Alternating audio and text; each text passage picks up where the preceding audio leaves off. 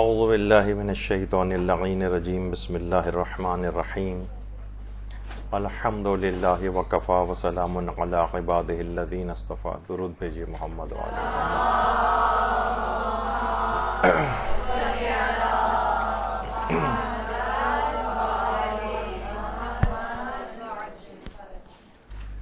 ایک کلاس اس موضوع پہ پہلے ہو چکی ہے کہ دینی طالب علم اپنے اندر نورانیت کیسے پیدا کریں. دیکھیے، علم تو حاصل ہوتا جاتا ہے، یہ بات بھی پچھلی مرتبہ آئی تھی کہ شیطان سے بڑھ کر عالم کون ہوگا. 1,24,000 انبیاء کو بہکانے کی کوششیں کرتا رہا ہے، تمام علماء اور صالحین کو بہکانے کی کوششیں کرتا ہے، دینی لحاظ سے بہکانے کی کوشش کرتا ہے. تو دین کا علم رکھے گا تو اس کے برخلاف بہکانے کی کوشش کرے گا. تو جب تک نورانیت اندر پیدا نہ ہو اور للہیت دینی طالب علم میں نہ آئے، تب تک ممکن ہے کہ کچھ اصطلاحات کا علم اس کے پاس آ جائے، ممکن ہے علم میں کچھ بڑھ بڑھ کے زیادہ بولنے لگے، لیکن جو اصلاً اس کے اندر ایک نورانیت پیدا ہونی چاہیے تھی وہ پیدا نہیں ہو پاتی. دیکھیے، کہا جاتا ہے نا کہ انسان بعض اوقات بوڑھا ہو جاتا ہے لیکن بزرگی نہیں آ پاتی. بہت سے بوڑھوں کو آپ دیکھتی ہیں کہ کتنی فتنہ پروری مچا رہے ہوتے ہیں، خاندانوں میں گڑبڑے کر رہے ہوتے ہیں، فسق و فجور کے اندر مبتلا ہوتے ہیں، یعنی بوڑھے ہو گئے ہیں لیکن بزرگی نہیں آئی. اسی طریقے سے ممکن ہے کہ ایک شخص عالم دین ہو جائے، دینی طالب علم ہو، اور اس کے اندر نورانیت نہ آئے. تو یہی وجہ ہے کہ جو بے عمل افراد ہوتے ہیں، دیکھیے سب سے پہلی بات تو یہ ہے کہ روایات کے اندر یہ بات آئی ہے کہ سوائے ان دو افراد کے پیغمبر فرماتے ہیں کہ کسی بھی شخص کا مجھ سے کوئی تعلق نہیں، یا تو عالم دین ہوگا یا پھر طالب علم ہوگا، ان کے علاوہ کوئی مجھ سے نہیں. تو کتنا بڑا مقام ہے ایک دینی طالب علم کا، اور یہی دینی طالب علم بعد میں اور مزید ترقی کر کے عالم دین بن جاتا ہے. اور اس کی اہمیت اتنی زیادہ ہے کہ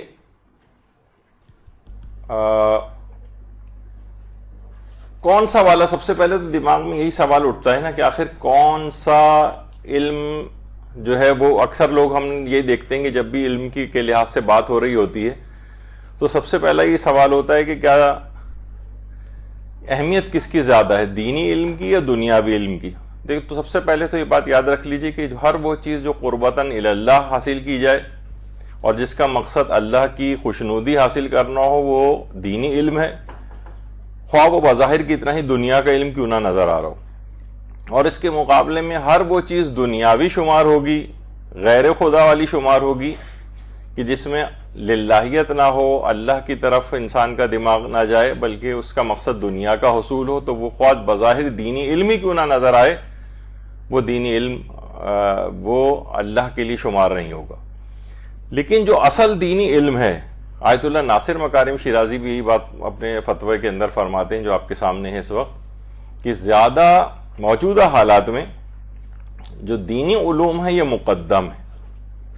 وجہ اس کی ہے کہ جتنی بڑی تعداد کے اندر، اب مثلا آپ کہیں گے بھائی ڈاکٹری بھی تو کرنا ضروری ہے، تو اتنی بڑی تعداد میں ڈاکٹرز موجود ہیں کہ معاشرے کا نظام کو کوئی خطرہ نہیں. انجینئر اتنی بڑی تعداد میں موجود ہیں کہ بے روزگاری کی حد تک معاملہ گیا ہوا ہے، معاشرے کو اتنی زیادہ ضرورت نہیں. اسی طریقے سے اور جو فیلڈز ہیں، لیکن دینی علوم کے اندر ہمیں نظر آتا ہے کہ بہت کم ہے. کسی بھی علاقے کے اندر جائیں، ہر شخص کے کتنے انفرادی مسائل ہوتے ہیں، ہزاروں مسئلے ہوتے ہیں، ہر وقت ان کو پوچھنے کی ضرورت پیش آتی ہے. اتنی بڑی تعداد میں علماء کی تعداد نہیں. تو موجودہ جو زمانہ چل رہا ہے، اور ظاہر ہے کہ ایسا نہیں ہے کہ کوئی اگر دینی علم حاصل کرنے جائے گا تو دنیاوی علوم کو پورا چھوڑ دے گا. آپ اپنی تمام اسکول، کالج، یونیورسٹیز، اپنی جابز کے ساتھ بھی انسان اتنا دینی علم حاصل کر سکتا ہے جتنی شریعت اسلام کے نزدیک وہ چیز واجب ہے اس کے لیے. تو یہ بڑی اہم بات ہے. اور دیکھیے اس کے اندر عمر کی بھی کوئی قید نہیں، عمر کی.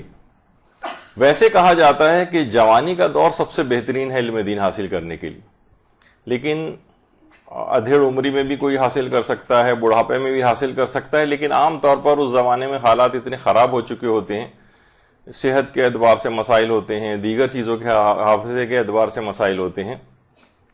تو سب سے بہترین دور جو ہے یہ جوانی کا دور شمار ہوتا ہے، اور خاص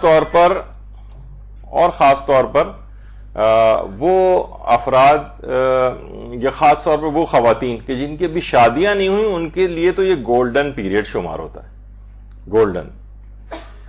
تو اس لحاظ سے وجہ اس کی ایک تو یہ بھی بنتی ہے کہ جو بھی شخص جوانی کے دنوں میں علم حاصل کرتا ہے تو وہ پتھر پہ نقش کی طرح سے ہوتا ہے، جس طرح پتھر کے اوپر لکیر ہوتی ہے نا، اس طرح سے اس کے دل پر جم جاتا ہے. اور بوڑھا کا علم حاصل کرنا ایسے جیسے سمندر کے اوپر کوئی تحریر، یعنی پانی کے اوپر اگر آپ کوئی تحریر بھی لکھیں تو وہ کہاں رہ پائے گی، تھوڑی دیر کے اندر ہی وہ مٹ جاتی ہے.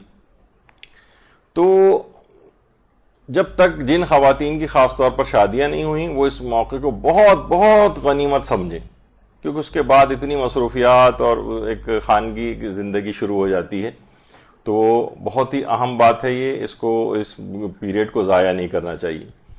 اور واقعتاً علم دین ایک ایسی چیز ہے کہ علماء، بڑے بڑے علماء اس کے لیے بہت زیادہ دعائیں کرتے رہیں کہ پروردگارا یہ اتنی بافضیلت چیز ہے کہ اس کا سلسلہ ہماری نسلوں میں بھی جاری رکھنا. یہی وجہ ہے کہ آیت اللہ شیخ جعفر آل کاشف الغطا، کشف الغطا ان کی کتاب کا نام تھا، جس کے لحاظ سے ان کی بہت زیادہ شہرت ہے شیخ جعفر کی. تو انہوں نے باقاعدہ خانہ کعبہ کو دیکھتے وقت جب بھی عمرے کے لیے جاتے تھے، حج کے لیے جاتے تھے، تو وہ دعا کرتے تھے پروردگارا میرے خاندان اور اولادوں کو بھی فقیہ بنا دے.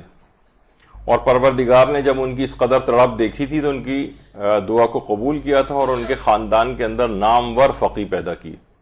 یعنی اتنی اہم چیز ہے علم دین کے حوالے سے کہ علماء باقاعدہ اس کے لیے تڑپ کر دعائیں کرتے رہیں.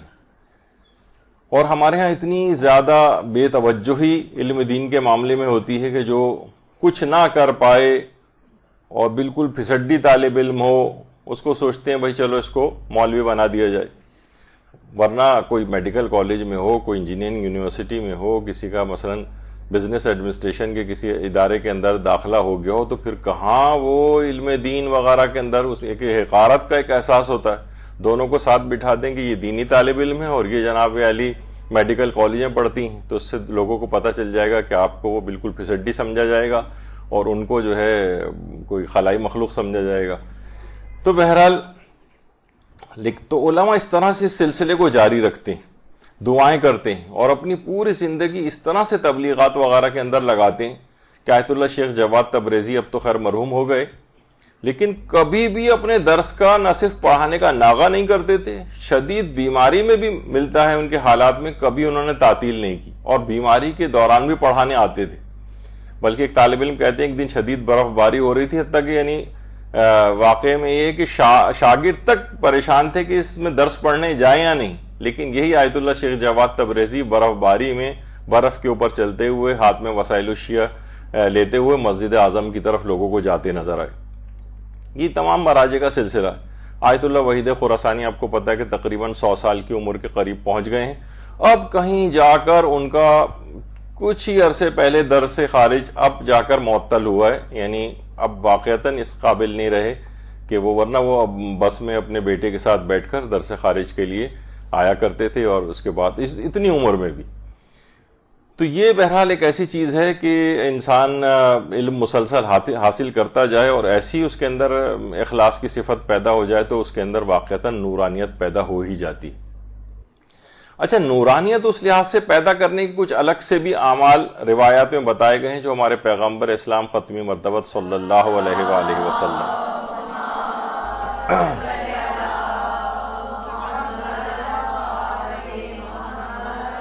جس میں پیغمبر نے حضرت امیر المومنین علیہ الصلوۃ والسلام سے جملہ ارشاد فرمایا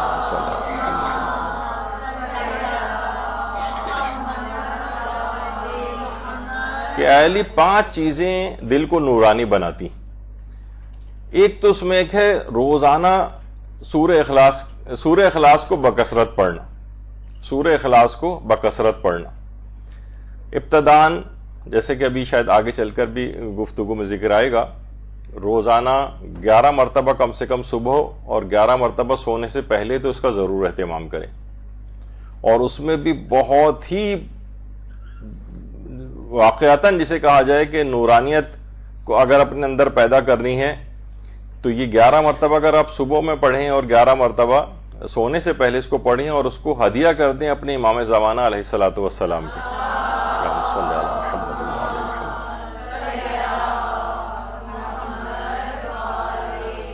تو اس سے آیت اللہ وحید خراسانی بات بیان فرماتے ہیں کہ اس کا اس طرح سے پڑھنا اور امام زمانہ کو ہدیہ کرنا یہ یعنی بہت ہی عظیم مقام آپ کو دلوائے گا. اور دوسری چیز ہے کم کھانا.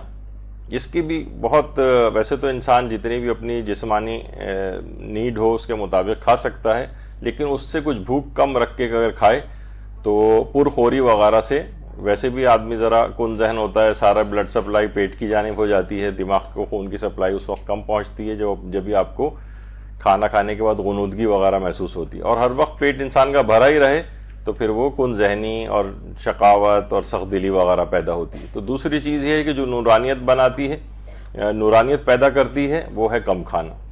تیسری چیز ہے علماء کی ہم نشینی. اچھا، علماء کی ہم نشینی ایک تو فزیکلی بھی ظاہر ہے ہوتا ہے کہ مثلا علماء کے پاس جا رہے ہیں، بیٹھ رہے ہیں، لیکن خواتین کے اعتبار سے اگر ہم گفتگو کریں تو اس میں ان کے پاس اتنے مواقع نہیں ہوتے. لیکن اب گویا علماء خود ہی آپ کے پاس سوشل میڈیا کے تھرو اور دیگر یعنی علماء کی ہم نشینی کے سے مراد یہ تھوڑی نہیں کہ بس ان کے ساتھ صرف بیٹھے کے کرنی ہے، علم حاصل کرنا ہی مراد ہوگا، ظاہر ہے کہ جبھی نورانیت پیدا ہوگی. تو یہ تو گھر بیٹھے تمام عالم آپ کے موبائل فون کے اندر اور آپ کے لیپ ٹاپ اور اس کے اندر ہی موجود ہیں، اور ان سے علماء سے ہم نشینی سے انداز سے پیدا بڑے بڑے علماء اور مراجع کے درس وغیرہ، بلکہ اب تو ترجمہ شدہ آپ کو کلپس وغیرہ بھی مل جاتے ہیں. تو اس لحاظ سے مثلا اگر آپ وسائل الشیعہ کا مطالعہ کر رہی ہیں یا مثلا آیت اللہ دست غیب شیرازی کی کتاب کا مطالعہ کر رہی ہیں، تو گویا اس وقت آپ آیت اللہ دست غیب شیرازی آپ کو درس دے رہے ہیں، آپ ان کی کتاب پڑھنا گویا ان کی علماء ہی کی ہم نشینی. تو یہ کچھ چیزیں ایسی ہیں. اور اس کے علاوہ یہ ہے کہ جیسے کہ ابھی آگے چل کر تذکرہ بھی آئے گا، نماز شب کی ادائیگی، یہ چوتھی چیز ہے، نماز شب کی ادائیگی.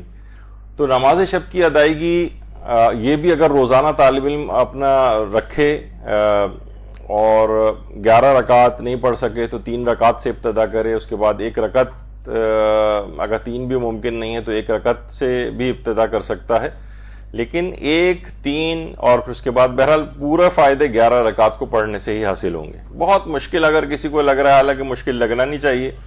آیت اللہ سیستانی وغیرہ کے نزدیک تو دیکھیں کتنی آسانی ہے کہ نماز عشاء کے فوراً بعد بھی آپ نماز شب پڑھ سکتی ہیں. ان کے نزدیک وقت شروع ہو جاتا ہے، چلتے پھرتے آپ پڑھ سکتی ہیں، گاڑی چلاتے وقت جو ہے وہ مثلا ڈرائیو پہ آپ کہیں جا رہی ہیں اس وقت پڑھ سکتی ہیں، یعنی بیٹھے بیٹھے پڑھ سکتی ہیں. بس قبلہ رخ ہو گئے اور بیٹھے ہوئے ہیں، آپ کوئی کتاب پڑھ رہی ہیں، کچھ ہے ہاتھ میں، آپ قبلہ رخ ہوئیں اور بیٹھے بیٹھے جو ہے وہ نماز شب پڑھ لیں، رکوع اور سجدہ سر کے اشارے سے انجام دے لیں. تو یہ ایک ایسی چیز ہے. پھر ہے 5ویں چیز مسجد کی طرف جانا، مسجد کی طرف چل کر جانا. اس میں یقیناً نورانیت ہے، لیکن اب آپ خواتین کے لیے بھی ویسے کوئی ممانعت تو نہیں کہ وہ مسجد جو ہے وہ نہیں جا سکتی، لیکن یہاں پر ہمارے ہاں اس طرح کے نہیں ہیں حالات، خواتین کا اس طرح سے انتظام نہیں ہو پاتا حجاب کے اعتبار سے. تو میرے اعتبار سے تو انشاءاللہ مدرسے چل کر آنا کم و بیش ویسے ہی ثواب آپ کو دلوا سکتا ہے، بلکہ ممکن ہے کہ شاید زیادہ ہی ہو جائے.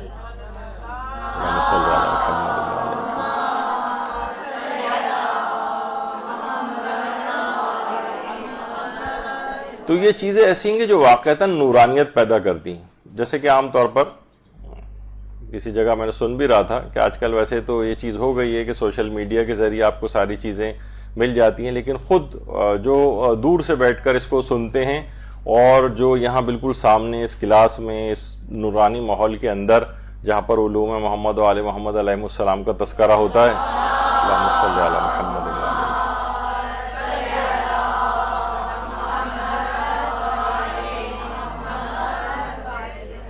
تو دونوں کی نورانیت جو ہے اس میں بہت فرق ہو جاتا ہے. اس کے اندر بھی یقیناً فائدے لوگ اٹھاتے ہیں، لیکن یہ کہ جو بنفس نفیس تو اکثر علماء تو بلکہ جہاں لائیو اسٹریمنگ وغیرہ کے ذریعے جو تقاریر اور مجالس ہوتی ہیں تو کچھ جو بزرگ علماء ہیں وہ بند بھی کروا دیتے ہیں اس کو، کہ یہ چیزیں کہیں ایسا نہ ہو کہ اتنی بڑھ جائیں کہ آپ کی امام بارگاہوں کو ویران کر دیں. کہ ہم جب گھر بیٹھے بستر پہ لیٹے ہوئے، اور آپ دیکھتی ہیں کہ کبھی بھی گھر پہ انسان اس تقدس کے ساتھ مجلس نہیں سن پاتا، ادھر ادھر کی باتیں بھی ہو رہی ہیں اور ٹانگ پہ ٹانگ لیٹے ہوئے مجلس سن رہے ہیں اور بے توجہی کے ساتھ ہیں اور چائے کی چسکیاں لے رہے ہیں، اس میں ویسا تقدس بھی نہیں آ پاتا. تو بہرحال ایک خاص مدرسے کا یا اس مجلس کے نظام کا سلسلہ ہے. لیکن بہرحال ابھی ٹیکنالوجی ایسی ہو چکی ہے تو بہرحال اس کے اوپر بھی چیزیں جو ہیں جتنی ممکن ہو انسان سنے. اچھا، اب طالب علم کے اعتبار سے جو ایک بہت اہم چیز ہے، کہ عام طور پر ہم یہ دیکھتے ہیں کہ طالب علموں کے اندر بلند ہمت ہی نہیں آ پاتی اور وہ اپنا ہدف کوئی بڑا نہیں رکھتے. یعنی کوئی بڑا ہدف ہو، بڑا ویژن ہو، بڑا ٹارگٹ ہو کہ مجھے جو ہے وہ کیا بننا ہے.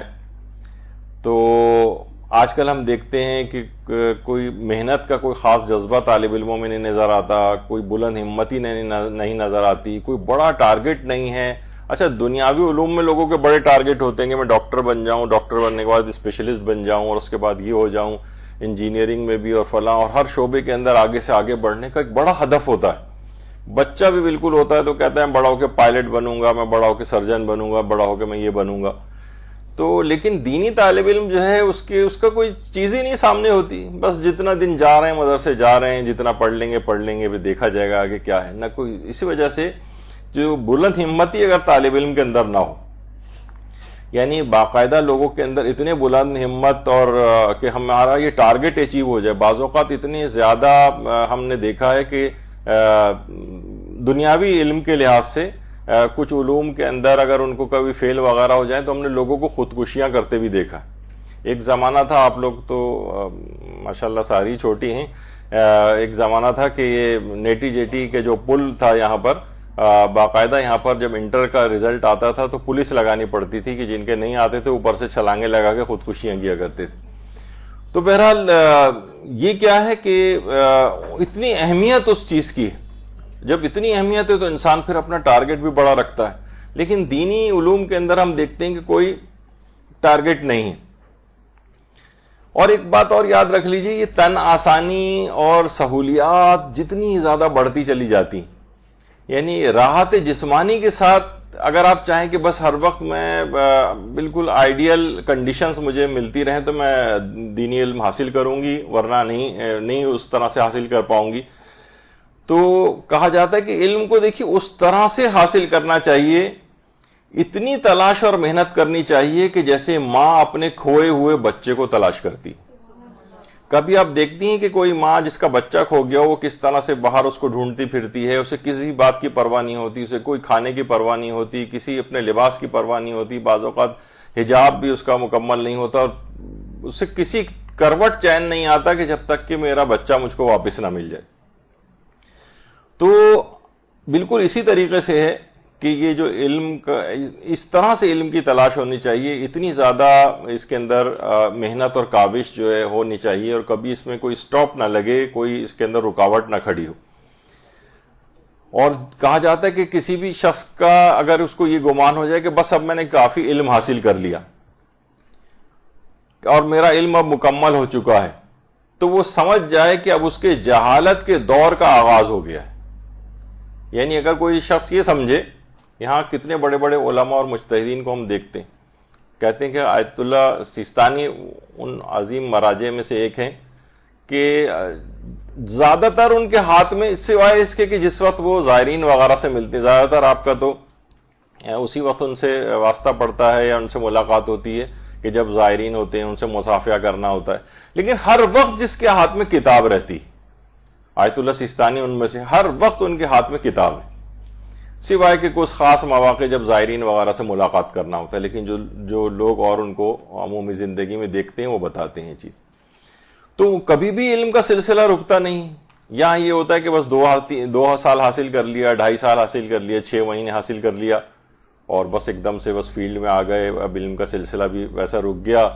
اور اپنے آپ کو علم کو بہت کافی سمجھ لیا گیا کہ میں اتنے دن جو ہے میں نے مثلا مدرسے کے اندر پڑھا ہوا ہے.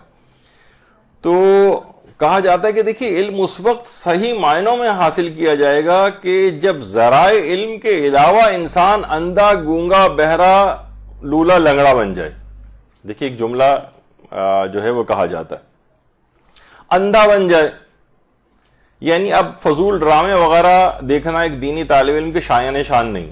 یہ کیا آپ سوچیں کہ فضول اگر ڈراموں اور فلموں کے لحاظ سے اگر آپ دیکھیں ایک فینٹیسی ہے، ایک خیالی دنیا ہے. کچھ لوگ اپنے مالی اس کے لیے ایک باقاعدہ ایک اسٹیج ٹائپ کا وہ کرتے ہیں کہ تم یہ کہنا تم یہ کہنا ہے، کیمرہ لگایا ہو اس کو آپ ایسا دیکھ رہی ہیں جیسے کوئی بہت ریئلٹی ہے. یہ خیالی دنیا ہے، یہ انتہائی عبث احمقانہ بے وقوفانہ اور ویسا کام ہے. اگر آپ ذرا سا وہ کریں اور یہاں پر کروڑوں کی تعداد کے اندر جو ہے وہ ڈرامے جو ہے وہ ویورشپ کے اعتبار سے دیکھے جا رہے ہیں تو یہ انتہائی تو کہا جاتا ہے کہ حقیقی طور پر جو دینی طالب علم ہے کم سے وہ ایسا ہے کہ جو اندھا گونگا بہرا لولا لنگڑا ہو جائے. لیکن کس معنوں میں اندھا ہو جائے کہ فضول چیزیں مجھے کچھ نہیں دیکھنی، تب وہ اس میں کچھ نورانیت پیدا ہوگی اور علم حاصل جو ہے وہ کرے گا.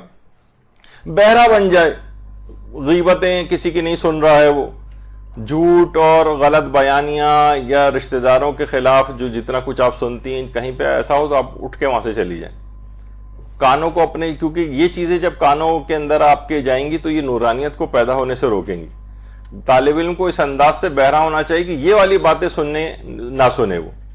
اسی طریقے سے مثلا گونگا ہو جائے، اب زبان سے غیبتیں نہیں ہونی چاہیے، جھوٹ نہیں ہونا چاہیے، الزام تراشی نہیں ہونی چاہیے، اس لحاظ سے گونگا بن جائے. لنگڑا بن جائے، فضول قسم کی جو تقریبات ہیں، مہندیاں اور مانجے اور فسق و فجور کی محفلیں اور مکس گیدرنگ اور یہ اس طرح کی جو چیزیں جہاں پر ہوتی ہیں کچھ لوگوں سے باتیں سننی پڑیں گی تو کیا ہو گیا. آپ کو تو ایک بڑا ہدف اور مقام کو حاصل کرنا ہے. یہ ایسی صرف تقریبات اور وہ دیکھیں جہاں پر اس قسم کی چیزیں نہ ہوں یا اس کو رکوانے کی کوشش کریں بغیر کسی لڑائی اور جھگڑے کے سمجھا کے. تو اس لحاظ سے یہ ان تمام چیزوں سے جب ایک دینی طالب علم معذور ہو جائے گا، اندھا گونگا بہرا لنگڑا اس انداز سے ہو جائے گا کہ یہ چیزیں، تو پھر اس کے اندر حقیقی طور پر ایک نورانیت آئے گی اور وہ اس کی روح اتنی ہی سالم ہوتی چلی جائے گی. ورنہ بظاہر یہ سب چیزیں اس کے ہاتھ پاؤں سب کچھ نظر آ رہے ہیں لیکن اس کی روح بیمار ہوتی چلی جا رہی ہے، روح اندھی ہو رہی ہے، روح بہری ہو رہی ہے، روح لنگڑی ہو رہی ہے، جو ہے روح گونگی ہوئی چلی جا رہی ہے. تو اس سے بہتر ہے کہ انسان ان چیزوں سے اپنے آپ کو بچا کر جو ہے وہ نورانیت پیدا کرے. جتنا ان سے وقت بچے اس کو اپنی تعلیم کے اوپر لگائے، تب اس میں نورانیت پیدا ہوگی. آیت اللہ بہجت کے پاس ایک طالب علم آیا جس نے کہا کہ میں 27 سال کا ہو چکا ہوں، میں بہترین طریقے سے علم کیسے حاصل کروں؟ عمر میری 27 سال ہو چکی ہے، میں نے بہت پہلے سے تو حاصل نہیں کیا، میرے پاس اتنا وقت بھی نہیں ہے. یعنی 27 سال کا بھی ان کے پاس یہ بات آ کر کہہ رہا ہے. تو آیت اللہ بہجت نے اس سے کہا کہ اگر تم واقعتاً علم حاصل کرنا چاہتے ہو بہترین طریقے سے تو پہلی بات اس کے اندر یہ ہے کہ تم جب بھی کوئی تمہارے دماغ میں سوال اٹھے یا کوئی بھی چیز پڑھ رہے ہو تو اس کے سوالات یعنی سارے نوٹ کرو اور اس کے بعد اپنے استاد سے یا کسی صاحب علم سے اس کے جواب پوچھو. یعنی اپنے سوالوں کو بالکل ان اٹینڈڈ نہ چھوڑو. یعنی بس دماغ میں سوال ہوا ابھرا کوئی ہمیں لیکن اس کی پرواہ نہیں، تو اس سے تم علم مزید سوال سے سوال حاصل کرتے چلے جاؤ گے. مجھے اچھی طرح یاد ہے جب ابتدائی طور پر حاصل کرنا شروع کیا تھا تو اجتہاد اور تقلید سے متعلق جو ہمارے استاد محترم مولانا صادق حسن صاحب قبلہ، تو اس زمانے میں خیالی سوال بھی بناتا تھا اور وہ شاید تنگ بھی ہو جاتے ہوں گے اس سے. تقریباً 1000 سوال مختلف طریقوں سے جو اجتہاد و تقلید کے متعلق جتنے ممکن ہو سکتے تھے وہ میں نے بنائے، پوچھے اور ایک گرپ حاصل کرنے کی اس میں کوشش کی.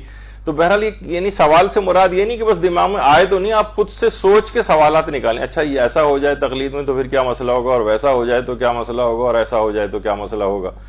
تو اس سے کیا ہوتا ہے کہ یہ آپ دیکھیں بہت سی چیزیں نا فرض کی جاتی ہیں. آپ دیکھتی ہیں توضیح المسائل کے اندر بھی بہت سی چیزیں فرض کی جاتی ہیں.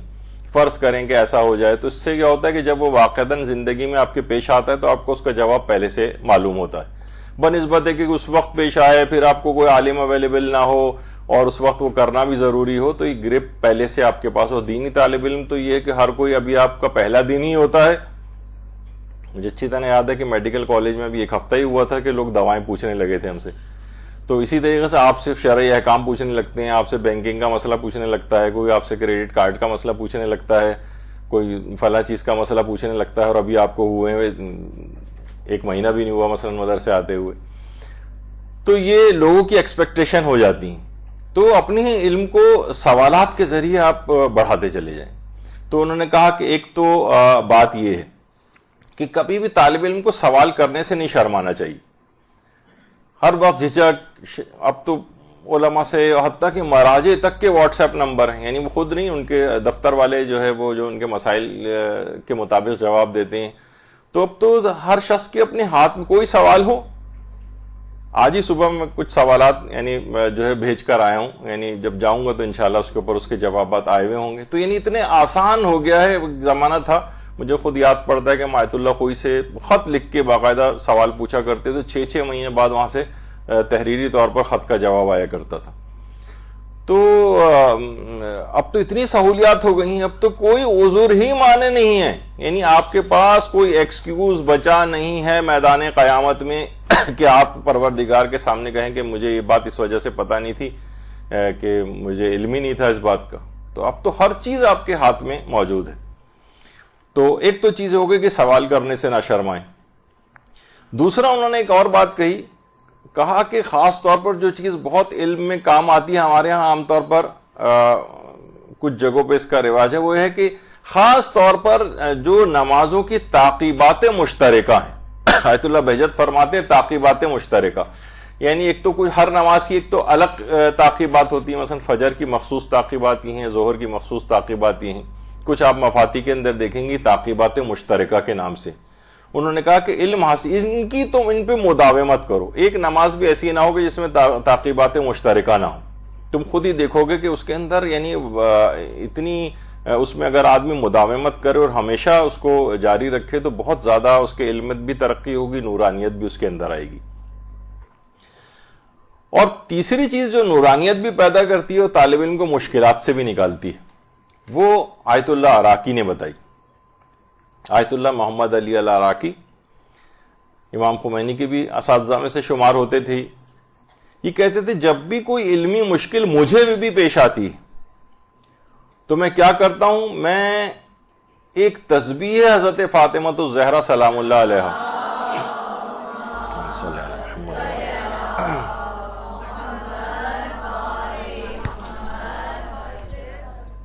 وہ میں 14 معصومین کو ہدیہ کرتا ہوں, تو وہ مشکل فوری طور پر حل ہو جاتی ہے. واقعتاً تسبیح حضرت زہرا کے اندر اتنی زیادہ پاور, اتنی ساری چیزیں اس کے اندر برکتیں اور خیر موجود ہے کہ واقعتاً اس کو طالب علم کو بھی استعمال کرنا چاہیے. ہمارے ہاں تسبیح کا رواج تو ہے پڑھنے کا, لیکن اس کے اندر اس کو اتنے اہتمام سے نہیں پڑھا جاتا ہے, سرسری طریقے سے ایک فارمیلٹی کے طور پہ پڑھا جاتا ہے.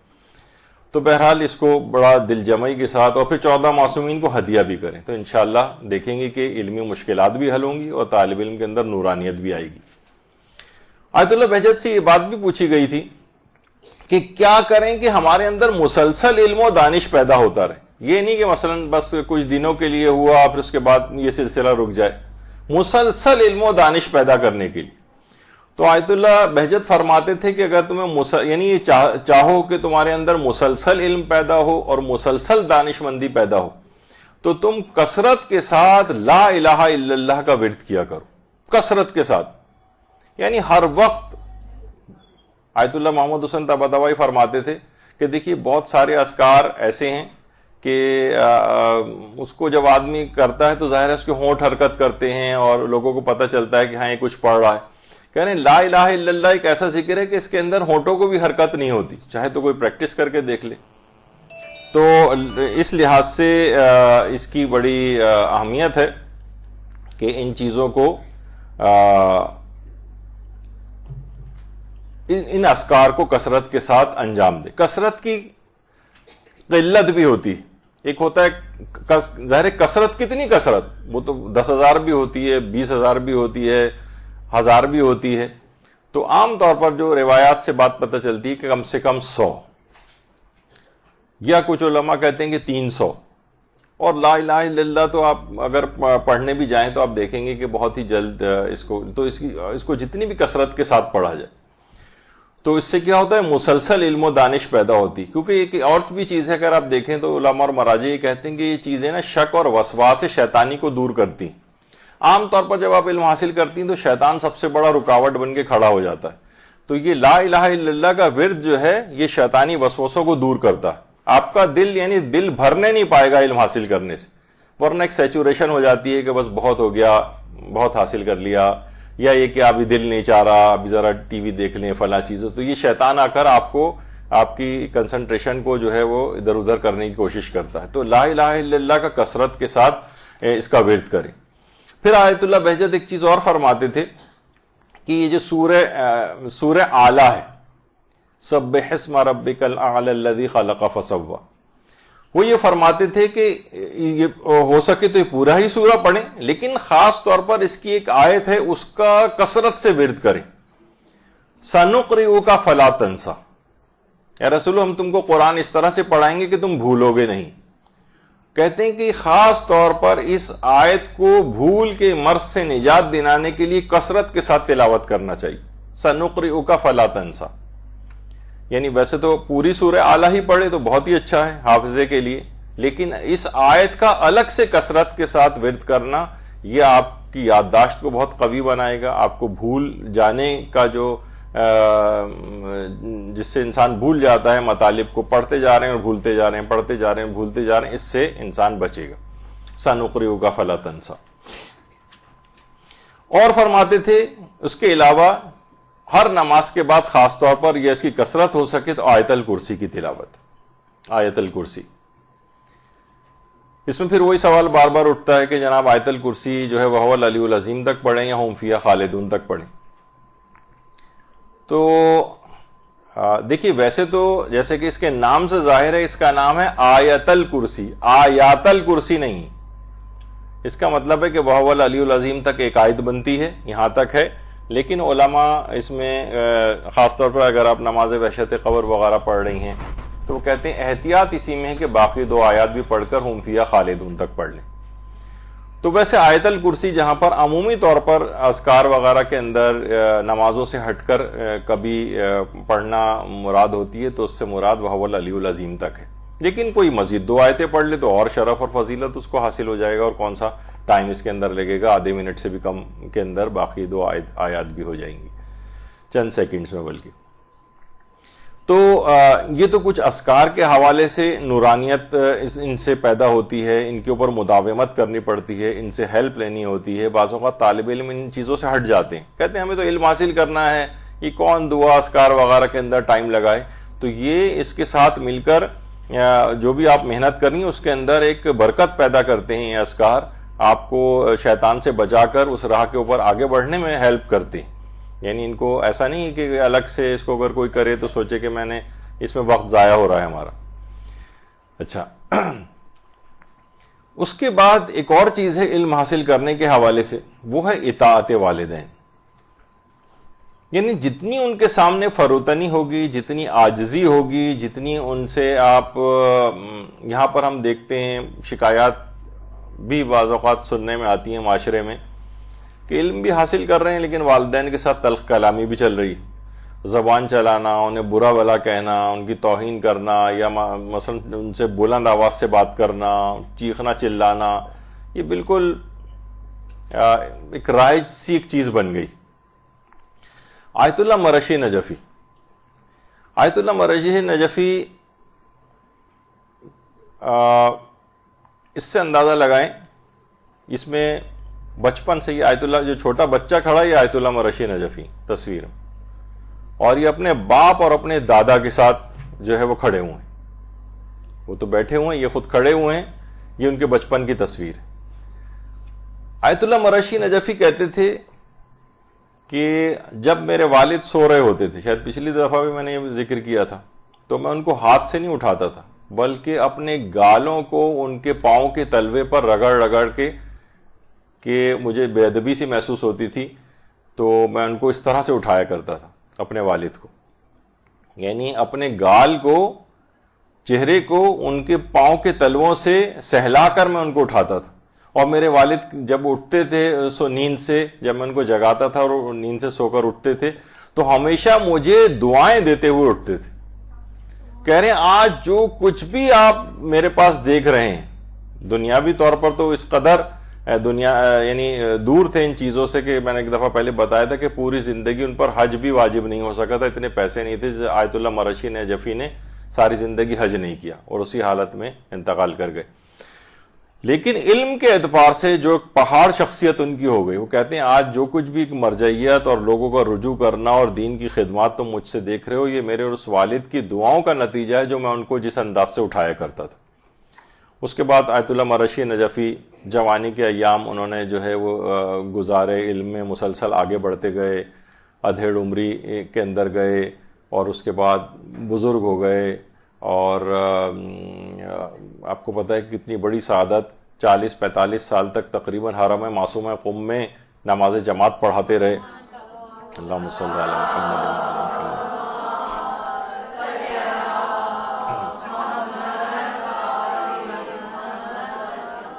تو فرمایا کہ علم کے حاصل کرنے کے لیے لوگ ان چیزوں کو نظر انداز کرتے ہیں. والدین ہیں، ٹھیک ہے علم تو ہم حاصل کر رہے ہیں، ان سے اگر ہم کچھ تلخ کلامی کر بھی لیں تو کیا فرق پڑتا ہے؟ نہیں، اس سے بہت فرق پڑتا ہے. ایک نورانیت پہ فرق پڑ جاتا ہے، ایک بے برکتی آپ کے علم کے اندر جو ہے وہ آ جاتی ہے. تو ان کی عزت و احترام کو مزید بڑھا دینا چاہیے. ایک تو ویسے ہی کوئی آدمی طالب علم دینی نہیں بھی ہو تب بھی اس کو والدین کا اکرام کرنا ہے، لیکن دینی طالب علم کو تو بڑھ کر اکرام کرنا ہے. بہت سی چیزیں ایسی ہوتی ہیں کہ مثلا وہ آپ سے کہہ رہی ہیں کہ یہ کام کر دو وہ کام کر دو، تو ٹالنے والا کبھی نہ کریں اور آگے بڑھ کر بلکہ ان کی ضروریات کو پہلے سے محسوس کر کے ان تک آپ کو پہنچنا چاہیے. تو بہرحال یہ تمام چیزیں ایسی ہیں کہ والدین کا احترام. دیکھیے ایک زمانہ یہی تھا کہ لوگ پہلے، علامہ اقبال بھی کہا کرتے تھے مرحوم، کہ پہلے جو ہے علم اتنا نہیں ہوتا تھا لیکن تعلیم لوگوں کے پاس زیادہ ہوا کرتی تھی. علم کم ہوتا تھا، تعلیم زیادہ ہوتی تھی. اور آج کل کیا ہو گیا ہے کہ علم زیادہ ہو گیا ہے، تعلیم کم ہو گئی، تربیت کم ہو گئی. تو یہ ایک المیہ ہو گیا ہے کہ ہمارے پاس سمجھیں ایک ایکسپلوژن ایک لحاظ سے معلومات اور اس کا ہوا ہے. ہر وقت واٹس ایپ آ رہے ہیں، وہ ہر وقت آپ چیزیں پڑھ رہی ہیں، ساری کتابیں اس کے اوپر موجود ہیں، انٹرنیٹ کے اوپر ہر وقت پوری دنیا کی ساری خبریں آپ کو مل رہی ہیں. علم مسلسل بڑھ رہا ہے پہلے کی نسبت، لیکن کیا ہے تعلیم کم ہو رہی ہے. علم ہونا الگ چیز ہے، تعلیم یافتہ ہونا ایک الگ چیز. ہو سکتا ہے کچھ چیزوں میں آپ کو زیادہ معلومات ہوں لیکن تربیت اس انداز کی نہ ہو. تو یہ تمام چیزیں ایسی ہیں کہ جن کا خیال رکھنا چاہیے. پھر ایک طالب علم ایک اور بھی چیز ہے کہ مطالعے کے لیے اپنے اوپر غیر ضروری سختی نہ کرے. اس سے کیا ہوتا ہے کہ کسی حد تک تو خیر ضروری ہوتی ہے سختی کرنا اپنے اوپر، لیکن بعض اوقات کچھ لوگ بہت زیادہ سخت ہو جاتے ہیں. اس سے کیا ہوتا ہے کہ کچھ دنوں میں وہ اس چیز سے متنفر ہو جاتے ہیں. تو سوچ سمجھ کے انسان شوق اور رغبت کے ساتھ چیزوں کو کرے بنسبت اس کے کہ بہت زیادہ ہمیشہ اس کو اپنے اوپر سختی کرنا پڑے. غیر مطالعے کے لیے غیر ضروری سختی، مثلا یہ کہ روزانہ مثلا آپ نے اپنا ٹائم ٹیبل، آپ سنتی ہیں نا کہ ٹائم ٹیبل واحد وہ چیز ہے کہ جس کی سب سے زیادہ دنیا میں مخالفت ہوتی. یعنی انسان کتنے ہی اب ٹائم ٹیبل انسان ایسے بناتا ہے اپنے کہ 24 گھنٹے میں سے جو ہے وہ 50 گھنٹے کا ٹائم ٹیبل ہوتا ہے کہ جناب میں اس طرح سے، پتہ چلا کہ اس میں سے 10% بھی فالو نہیں کر پاتا، 90% ویسے ہی. اور تھوڑے دن بعد کیونکہ اس نے اتنا سخت ٹائم ٹیبل بنایا اپنا. تو مطالعے کے لیے سختی نہ کریں کہ 3 گھنٹہ مجھے لازماً فلاں چیز پڑھنی ہی ہے، 2 گھنٹے پڑھنی ہے. اس سے کیا ہوگا، چند دن تک تو سلسلہ ہوگا لیکن متنفر ہو جائے گا، دل اس کا بھر جائے گا، اپنے اوپر بہت زیادہ جبر اگر کرنا پڑ گیا اس کو. تو کوشش یہ کریں کہ اپنے اوپر اس انداز سے سختی نہ کریں. اور کچھ چیزیں علماء نے ایسی ہیں جو الگ سے ٹپس کے طور پر بھی بتائی ہیں، وہ ہے کہ لیٹ کر کبھی مطالعہ نہ کریں. اور میڈیکل لحاظ سے بھی ہے کہ آئی سائٹ وغیرہ پہ جو ہے فرق پڑتا ہے. اور کوشش کریں کہ کرسی اور میز پر بیٹھ کر پڑھنے کی عادت ڈالیں. اگر آپ نے باقاعدہ ایک اس پہ تھوڑی انویسٹمنٹ بھی انسان کر دے. بعض اوقات ہوتا ہے نا کہیں بیڈ پہ لیٹے ہوئے پڑھ رہے ہیں کتابیں، ایسے ہی جو ٹی وی کا مانیٹر ہے اس کے پیچھے کتابیں پھنسا کے رکھی ہوئی ہیں، کسی کوئی باقاعدہ کوئی جو ہے وہ جگہ ہی نہیں ہے ان کی. تو کرسی اور میز پر بیٹھ کر پڑھنے سے آپ کا بہت آرگنائزڈ پڑھائی ہوتی ہے، ساری چیزیں آپ کے سامنے ہوتی ہیں.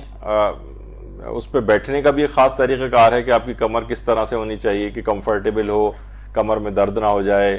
اور اس پہ انسان اپنے کمفرٹ پہ پڑھائی کے اعتبار سے کچھ انویسٹمنٹ بھی کر دے تو کوئی ایسی بات نہیں. ہمارے ہاں عام طور پہ یہ دیکھنے میں آتا ہے کہ بس لوگ سوچتے ہیں کون کرسی میز پہ بیٹھے آرام سے بیڈ پہ لیٹ کے ٹیڑھا میڑھا بھی بیٹھ کے پڑھ کے اپنا کام چلاتے ہیں، لیکن ایسا نہیں ہونا چاہیے. تو یہ تو اس لحاظ سے بات تھی مطالعے کے اعتبار سے کہ بیٹھ کر پڑھنا چاہیے.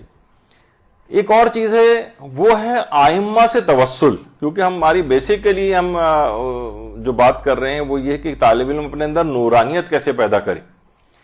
تو ائمہ سے توسل کے بغیر کبھی بھی وہ علم حاصل نہیں کر سکتا.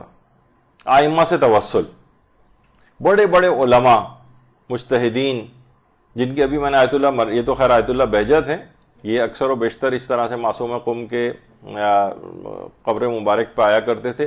آیت اللہ مرشی نجفی تو روزانہ نماز شب کا جو وقت ہے وہاں 3 ساڑھے 3 بجے کے قریب، یعنی جس وقت اس زمانے میں حرم کے دروازے بند ہو جاتے تھے اور حرم بند ہو جاتا تھا رات کے 12 ساڑھے 12 بجے کے قریب، جس وقت وہ دروازے کھلتے تھے تو سب سے پہلے اندر جانے والوں میں آیت اللہ مرشی نجفی ہوتے تھے 3:30 بجے. اور 45-50 سال تک یہ سلسلہ جو رہا ہے، ایک دن بھی ایسا نہیں ہوا کہ یہ سعادت انہیں نہ حاصل ہوئی ہو کہ حرم معصومہ میں داخل ہونے والے سب سے پہلے آدمی وہ ہوتے تھے. تو یہ توسل والی بات ہے، یعنی ائمہ سے توسل کرنا، معصومین سے توسل کرنا، ان عظیم ہستیوں سے توسل کرنا، یعنی انسان ان کے واسطے دے، ان کے حوالے سے اللہ سے جو ہے وہ دعائیں کرے کہ مجھے علم میں آگے سے آگے ان کی مدد شامل حال ہو جائے گی. ان کی شفاعت دیکھیے صرف گناہوں کے سلسلے میں نہیں ہوتی، بلکہ شفاعت نیکیوں کے سلسلے میں بھی، درجات کی بلندی کے سلسلے میں بھی ہوتی. بعض اوقات لوگ سوچتے ہیں کہ مثلا شفاعت تو صرف گناہگاروں کی ہوگی، جیسے کہ وہ نعتوں کے بھی اشعار ہیں نا، مفہوم یہ ہے کہ اس دن قیامت کے روز جو نیکوکار ہیں وہ بھی گناہگاروں کی صف میں آ کے شامل ہو رہے ہوں گے، کیونکہ پیغمبر اسلام مثلا ان کی شفاعت کر رہے ہوں گے. تو شفاعت کے معنی فقط گناہگاروں کے حوالے سے نہیں ہے جیسے کہ لوگوں نے سوچا ہے، بلکہ نیکیوں اور درجات کی بلندی کے لیے بھی شفاعت. مثلا آپ کا درجہ جو ہے وہ جنت میں ہے، اس کو بڑھوانے کے لیے بھی شفاعت، علم میں مزید ترقی کے لیے بھی شفاعت ہے، نورانیت پیدا کرنے کے لیے بھی شفاعت. تو یہ سب چیزیں ایسی ہیں کہ یہ دماغ میں رہنی چاہیے کہ ائمہ سے توسل کیے بغیر ان مقامات کو حاصل نہیں کیا جا سکتا. پھر علماء ایک چیز اور بھی فرماتے ہیں، جیسے کہ خود حافظے کے لیے آیت اللہ شبیری زنجانی فرماتے ہیں آغا نجفی کے لیے جو شیخ تقی اصفہانی کے نام سے تھے کہ جو حافظے کی کمی سے بڑے پریشان تھے. تو ایک مرتبہ حرم امام حسین گئے اور جب قبر امام حسین پہ نگاہ ڈالی تو تڑپ کر امام حسین سے توسل کیا کہ مولا اگر حافظہ نہ ہوگا تو میں دین کی تبلیغ کیسے کروں گا. کہہ رہے ہیں اسی وقت سے ایسا حافظہ پیدا ہو گیا کہ کتب اربع کی تمام روایات اس طرح سے سند اور متن کے ساتھ حفظ ہوئیں کہ جیسے ان کے سامنے تحریر ہو. اللہم صلی علی محمد وعلی محمد.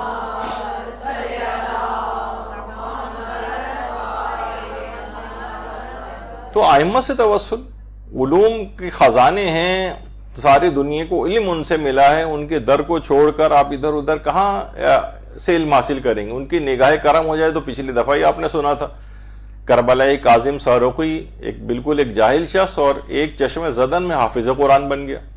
یہ کہہ رہے ہیں کہ مجھے کتب اربع کی صرف سند اور متن کے ساتھ جس طریقے سے فوٹوگرافک میموری ہوتی ہے، آپ کے سامنے لکھی ہوئی کوئی چیز ہوتی ہے، اس طرح سے مجھے یاد ہو گئی. تو کتنا بڑا مقام انسان جو ہے ان بزرگ شخصیات سے متوسل ہو کے جو ہے وہ حاصل کر سکتا. تو ان سے مسلسل ان کو ہدیے آپ بھجوائیں، نیک اعمال کے ہدیے بھجوائیں، اس کے ساتھ اپنی دعا کو لگا کر بھیجیں، اور دعائیں بھی اپنے علم کو بڑھانے کے لیے، اپنی نورانیت کو بڑھانے کے لیے اس انداز سے ہونی چاہیے. اچھا، اب ایک چیز اور بھی ہے، وہ ہے سورہ والشمس کی تلاوت، کیونکہ بیچ میں اس میں آ گئی تو اس کا بھی کہ پروردگار اس کو بہت زیادہ توفیقات نصیب کرتا ہے اور اس کا حافظہ بڑھتا ہی چلا جاتا ہے اگر کوئی شخص باقاعدگی سے سورہ والشمس کی تلاوت کرے. تو بہرحال اس کو بھی اپنے اس کے اندر معمولات کے اندر شامل رکھیں، اور اس کو ڈیوائیڈڈ دن کی جو ایکٹیویٹی ہوتی ہے اس کے اندر آپ رکھیں، کیونکہ کبھی بھی فارغ نہیں رہیں۔ اصل میں یہ دیکھا جاتا ہے کہ طالب علم بس ایسے ہی بیٹھا ہے، فارغ ہیں تو مثلا بیٹھے ہوئے گھنٹوں ٹی وی دیکھ رہے ہیں، بیٹھ کے گھنٹوں مثلا ڈائجسٹ پڑھ رہے ہیں، تو یہ اس قسم کی فضول ایکٹیویٹی سے اپنے آپ کو بچا کے اس کے اوپر طالب علم لگائے گا تو نورانیت پیدا ہوگی، ورنہ وہ ساری نورانیت ڈرین ہو جائے گی۔ کہا جاتا ہے نا کہ جناب جتنے بھی اس وقت اے سی چل رہے ہیں، یہاں پر ہم اے سی بھی چل رہے ہیں اور یہ سارے دروازے کھڑکیاں کھول دیں اور ایگزاسٹ فین لگا دیں، تھوڑی دیر میں یہاں پہ گرمی شروع ہو جائے گی۔ تو صرف علم کو حاصل ہی نہیں کرنا ہے بلکہ اس کو محفوظ بھی رکھنا ہے، اس کی نورانیت کو بھی محفوظ رکھنا ہے۔ جس طریقے سے رمضان آتا ہے، رمضان میں انسان تقوی حاصل کرتا ہے، پورے سال کے لیے وہ ایک مہینے کا تقوی کام آنا چاہیے، لیکن ہم دیکھتے ہیں کہ وہ عید کے روز ہی سارا ڈرین ہو جاتا ہے۔ کہا جاتا ہے نا کہ اگر کوئی شخص مثلا، خود میرے ساتھ ہی ہوا تھا کہ سب سے پہلی سیلری جس جگہ سے مجھے ملی تھی پہلے دن ہی آیا تھا، اسی دن میری جیب کٹ گئی تھی مثلا، تو آدمی کے یعنی اس کو ابھی چلانا ہے پورے مہینے اور اسی دن اس کے پاس جیب کٹ گئی، تو شیطان اس دن جیب کاٹنے کو تیار ہوتا ہے عید کے روز کے پورے رمضان کا، اس کا میں آج جو تقوی اس نے حاصل کی آج اس کو محروم کر دیا جائے اس سے۔ تو دینی طالب علم کے پیچھے بھی بالکل اسی طرح سے لگا ہوتا ہے، کس طرح سے اس کی نورانیت کو میں ختم کروں، کس طرح، بس ٹھیک ہے ہو سکتا ہے کہ علم حاصل کرتے جائیں لیکن نورانیت نہ آ پائے شیطانی حرکتوں کی وجہ سے۔ پھر ایک چیز اور علماء کہتے ہیں، حافظہ قوی کرنے کے بہت سارے خیر طریقے ہیں، ابھی میں اس پہ اتنا ڈسکس نہیں کر رہا۔ دینی طالب علم کو آیت اللہ بہجت خاص طور پر ایک چیز کہتے تھے، وہ پانی اور غذا کے اندر اعتدال، بلکہ اب ظاہر ڈاکٹری اعتبار سے بہت سی چیزیں ایسی ہوتی ہیں کہ دماغوں میں لوگ آج کل ڈاکٹر تو کہتے ہیں پانی زیادہ زیادہ پینا چاہیے، آیت اللہ بہجت یہ فرماتے تھے کہ دینی طالب علم پانی کم پیے۔ اچھا، پانی بھی کم اور غذا بھی کم۔ اچھا، پانی کم سے مراد یہ نہیں ہے کہ وہ کوئی ایسی چیز ڈی ہائیڈریشن ہو جائے اور اسپتال وغیرہ جا کے ڈرپیں لگوانی پڑیں اس کو، مقصد ہے کہ کثرت اتنی زیادہ نہ ہو جیسے ہمارے ہاں عام طور پر ہوتا ہے کہ بس پانی پہ پانی، پانی پہ پانی، یا کھانے پہ کھانا جو ہے وہ کھاتے چلے جا رہے ہیں۔ تو وہ کہتے تھے اعتدال کے اندر یہ چیز رہے، بلکہ اعتدال سے ہی رہے، لیکن یہ کہ وہ عام طور پر کمی کی فرمائش کرتے تھے، خاص طور پر جو دستور العمل وغیرہ طالب علم لینے آتے تھے تو وہ کہتے تھے غذا اور پانی کا کم استعمال کرو۔ تو بہرحال یہ چیزیں بھی ہیں، اور ایک چیز اور بھی ہے جو کہ دینی طالب علموں کے لیے خاص طور پر علماء اپنی اس کے اندر تاکیدات کے اندر کہتے ہیں، جب بھی دینی طالب علموں کو نصیحت کرتے ہیں کہ علماء کے خلاف زبان نہ ہلائیں، کیونکہ اگر آپ نے علماء، یہاں یہ ہوتا ہے کہ فوراً علماء پر تنقید، آج کل ایک سوشل میڈیا کے اوپر، اور ہر آدمی جس کو جو کسی عالم کی بات پسند نہیں آئی بس اس کو فوراً جو ہے اس کے اوپر کوئی نہ کوئی ایک لیبل لگا دیا جاتا ہے، کوئی نہ کوئی ایک لیبل، کوئی غالی کا لگا دے گا، کوئی مقصر کا لگا دے گا، کبھی MI6 کا ایجنٹ بنا کے لگا دیا جائے گا اس کے اوپر، یعنی کسی نہ کسی کو برے القاب سے ملقب آپ کو ضرور کرنا ہے۔ طالب علم اگر ان چکروں کے اندر لگ جائے گا کہ اس کے یعنی تمام علماء کا یکساں اس کو احترام کرنا ہے، کبھی کسی عالم کے خلاف زبان نہ ہلائے، البتہ کوئی بالکل ہی اس سے ہٹ جائے اسلام کے ٹریک سے اور باطل قوتوں کے ہاتھ میں کھیلنے لگے اور لباس علماء بظاہر پہنا ہوا ہو اس نے، اور علماء بھی اس کے خلاف ہوں اس شخص کے، تو پھر لیکن بہرحال دینی طالب علم کو چاہیے کہ اپنے آپ کو ان جھمیلوں جھنجھٹوں سے دور رکھے، کیونکہ ظاہر ہے کہ وہ ابھی ابتدائی اس کے اندر ہوتا ہے، اتنی اس کی معلومات نہیں ہوتی، تو وہ اگر اس طرح سے اس کی زبان کھلنی شروع ہوگی تو خود بخود ایک بے برکتی اس کے اندر پیدا ہوگی علم کے اندر، وہ علم سے دور ہوتا چلا جائے گا۔ جب یہ ایک معمولی سے ایک استاد کے لیے کہا، آپ کو پچھلی مرتبہ بتایا گیا تھا کہ جناب اس سے اتنی بے برکتی ہوتی ہے کہ اس کے علم کی نورانیت ختم ہو جاتی ہے، تو علماء اس سے بھی بڑھ کر حتیٰ کہ مجتہدین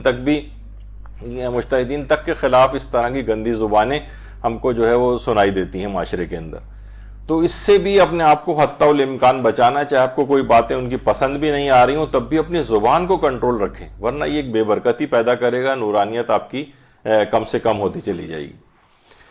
اچھا، اب جو بھی آپ سیکھیں اس کا ایک حل یہ بھی ہے، اس سے یاد رکھنے میں بھی بہت سہولت ملتی ہے، وہ یہ ہے کہ آپ جو بھی سیکھیں اس کو دوسروں تک جلدی پہنچائیں۔ مثلا جتنی بھی چیزیں، مثلا آپ کو بہت ساری آج ٹپس ملی ہیں کہ جناب روزانہ 11 مرتبہ صبح اور شام کے اندر سورہ توحید کی تلاوت کرنے کا یہ فائدہ ہے، اور آیت الکرسی پڑھنے کا یہ ہے، سنقرئک فلا تنسیٰ حافظے کے لیے بہت ساری اس طرح کی اگر آپ ایکسٹریکٹ نکالیں تو ایک صفحے کے اوپر پورے درس کا آپ کے پاس خلاصہ آ سکتا ہے۔ اب آپ یہ نا گاہے بگاہے لوگوں کو، اپنے ساتھ گھر والوں کو، کلاس فیلوز کو، اپنے اسکول کالج یونیورسٹی میں کسی جگہ پہ جا رہی ہیں وہاں لوگوں کو بتانے کی، تو اس سے آپ کو ایک تو یہ ہمیشہ کے لیے چیز یاد رہے گی اور ایک تبلیغ بھی ساتھ ساتھ ہوتی جائے گی۔ تو دیکھیے اس کے اندر یہ ہے کہ اس کے لیے بہت پروٹوکول کا وہ نہ سوچیں کہ وہ ہو آپ کو بلایا جائے گا، جناب گاڑی آپ کو لینے کے لیے آئے گی اور اس کے بعد آپ اس میں بیٹھ کر جائیں گی اور اس کے بعد وہاں ایک خاص آپ کا آؤ بھگت ہوگی تو آپ ممبر پہ بیٹھ کے جناب جو ہے وہ اسلام کی تبلیغ کریں گے، لیکن ویسے چلتے پھرتے اٹھتے بیٹھتے جو ہے وہ تبلیغ نہیں کریں گے آپ۔ دیکھیے علماء کو ہم دیکھتے ہیں باقاعدہ، جیسے افریقہ وغیرہ کے اندر لوگ تبلیغ کے لیے جاتے ہیں۔ اچھا افریقہ میں بھی آپ دیکھیں کچھ نہیں ہے، اب یہ کوئی کہے کہ جناب ہمیں تو بہت عالیشان کوئی مسجد امام بارگاہ وغیرہ ملے، لوگوں نے کیا کہ یہ یہاں پہ پیچھے کچھ بینر لگا ہے، نیچے ایک دری ٹائپ کی بچھائی اور اسی کے اوپر ہی جو ہے وہ کلاس ہو رہی ہے، وہیں پر ایک مجلس کا بھی اہتمام ہو گیا، وہیں پر درس کا اہتمام ہو گیا۔ تو سادگی کے ساتھ بھی یہ تمام چیزیں جو پہنچائی جا سکتی تبلیغات۔ تو اب دیکھیں علماء وہاں پر جاتے ہیں، کتنے علماء ہیں جو کہ کسی ملک کے تھے، جیسے قاضی نور اللہ شستری کو کہا جاتا ہے کہ جناب وہ افغانستان کے تھے، پھر مشہد شفٹ ہو گئے تھے، پھر مشہد میں وہاں پر انڈیا کے کچھ مسلمان دیہاتیوں کا ایک گروپ وہاں پر زیارت کے لیے آیا اور انہوں نے آ کر کہا کہ جناب قاضی نور اللہ شستری سے جو شہید ثالث کے نام سے مشہور ہے کہ آپ اگر وہاں پر چلیں، ہمارا علاقہ ایسا ہے وہاں پر تو کوئی نہ نماز جنازہ پڑھانے والا ہے نہ غسل دینے والا ہے۔ تو وہ باقاعدہ تڑپ گئے کہ میں یہاں مشہد میں کیا کر رہا ہوں، مجھے جو تو اسلام کی تبلیغ کرنی مجھے وہاں جانا چاہیے۔ تو وہاں سے وہ اٹھے اور ان کے ساتھ وہاں پر وہ آ گئے انڈیا، اور آگرے میں جیسے کہ آپ کو علم میں ہی ہے کہ ان کا وہاں پر شہید ثالث کا جو ہے وہ مزار ہے، بعد میں وہ شہید بھی کیے گئے اور بہت بے دردی کے ساتھ شہید کیے گئے، اور باقاعدہ ان کی گدی میں سوراخ کر کے زبان کھینچی گئی اور جلتے ہوئے تیل کے کڑھاؤ کے اندر ان کو ڈالا گیا۔ بہت یعنی علماء نے وہ برداشت کی، لیکن کہاں کا رہنے والا کہاں تبلیغ کے لیے کہاں پہنچ گیا۔ اب آپ دیکھیں مثلا یہ افریقہ کے اندر کوئی عالم دین ہے، وہاں اپنے وطن جگہ چھوڑ کے وہاں ان لوگوں کو وضو سکھا رہے ہیں، نماز سکھا رہے ہیں۔ تو تبلیغات کے اندر جو ہے وہ ہر وقت لگژریز اور ان چیزوں کا نہ سوچیں، جہاں موقع مل جائے، کہیں کسی ایسی پسماندہ جگہ کا موقع مل جائے، جاہل پڑھے چاہے اتنے پڑھے لکھے افراد نہ بھی ہوں اس جگہ پہ، بالکل ناخواندہ ٹائپ کے ہوں، وہاں آپ کو دین کا کوئی بات بتانے کا موقع مل جائے، ان کو وہ کم سے کم لوگوں کو وضو سکھا دیں، نماز سکھا دیں، چھوٹے موٹے احکام ان کو جو ہے اس طرح اللہ کے احکام تو خیر سارے بڑے ہیں، یعنی جو آسان سے ہلکے پھلکے طریقے سے جو لوگوں کو بتائے جاتے ہیں وہ سکھائیں تو بہت ہی اچھی بات ہو جائے گی۔ اب آپ دیکھیں مثلا یہ شخص جو ہے یہ انڈیا کا ایک ڈرمیٹولوجسٹ ہے جس کا نام شنکر ہے۔ اس نے کوئی بہت بڑا ہائی فائی کلینک نہیں بنا ہے، ڈرمیٹولوجسٹ، لیکن کیا ہے کہ کسی بھی جگہ اس طرح سے بیٹھ جاتا ہے، آ کر لوگ لائن بنا کے اس کے پاس آتے ہیں کہ اتنا بڑا اسپیشلسٹ ہونے، 2 روپے شاید اس نے اپنی جو ہے نا فیس رکھی ہوئی ہے، اور روزانہ کئی 100 مریض اس طرح سے دیکھتا ہے۔ یعنی دینی خدمت کا جذبہ ہے اس میں، ایک ہائی فائی کلینکس اور اس سے لوگوں سے وصول کرنا اور یہ سب کچھ نہیں رکھا ہے اس نے۔ تو یہ صرف ایک ایسی آپ کو بتانے کے لیے کہ دین کی تبلیغ ہو یا مثلا کوئی اور خدمت انسان کو انجام دینی ہو تو ضروری نہیں کہ بہت آپ لوگ عام طور پر یہی کرتے ہیں کہ جناب کیسے تبلیغ کریں، مدرسہ تو مدرسہ بڑا پرشکو ہونا چاہیے، اور اگر کسی تبلیغ کے لیے جا رہے ہیں تو لانے لے جانے کا سسٹم کیا ہے، اور کون سی گاڑی لینے آئے گی اور کون سی گاڑی چھوڑنے جائے گی، اور ایک اس کے اندر اتنے لوازمات ہم لے آتے ہیں کہ وہ پھر تبلیغ ایک طرف رہ جاتی ہے اور غیر الہی نیتیں اس کے اندر زیادہ ہو جاتی ہیں۔ تو اس لحاظ سے تو دینی طالب علم ہوں یا ان کو تعلیم دینے والے جو افراد ہوں، جب بھی ملتا ہے روایات کے اندر کہ وہ خیر کے اندر برابر کے شریک ہوتے ہیں۔ تو اس لحاظ سے اگر ہم دیکھیں عام طور پہ طالب علم اس میں بہت پریشان ہوتے ہیں کہ ہمارے رزق کا کیا بنے گا، حالانکہ اللہ ان کے لیے اس طرح کا انتظام کرتا ہے کہ رزق سے دوسرے لوگوں کے ذمہ میں اس کا رزق لگا دیتا ہے۔ ان کو خود کچھ نہیں کرنا پڑتا اور غیب سے ان طالب علموں کی امداد ہوتی. تو گھریلو تمام امور کے ساتھ بھی یہ سب چیزیں ہو سکتی ہیں. عام طور پہ دماغ میں وہی آتا ہے نا کہ بھئی ہم کیسے ان تمام گھریلو ذمہ داریاں اتنی زیادہ ہیں، اس میں ہم کہاں علم حاصل کریں. یہ آیت اللہ نوری حمدانی روزانہ گروسریز لیتے ہیں اپنے گھر میں خرید کے لے، یعنی گھر کے بھی تمام امور اسی انداز سے جو ہے وہ انجام دیتے ہیں، اور اس کے بعد جو ہے وہ درس خارج اور یہ اور جتنی دیگر مرجعیت کی جو مصروفیات ہیں وہ اپنی جگہ پر رہتی ہیں. تو ایک لحاظ سے آپ کے لیے بھی کہ یہ سب چیزیں تو سب کے ساتھ ہر شخص کے پاس کہا جاتا ہے نا کہ ایک واحد پروردگار کی ایک ایسی نعمت ہے جس میں سب برابر جو سے لوگوں کو اس نے دی. مثلا دولت اوپر نیچے ہو سکتی ہے، عزت اوپر نیچے ہو سکتی ہے، علم اوپر نیچے ہو سکتا ہے، کسی کا زیادہ کسی کا کم. وقت کے جو 24 گھنٹے روزانہ ہیں سب کو بالکل برابر دیے گئے.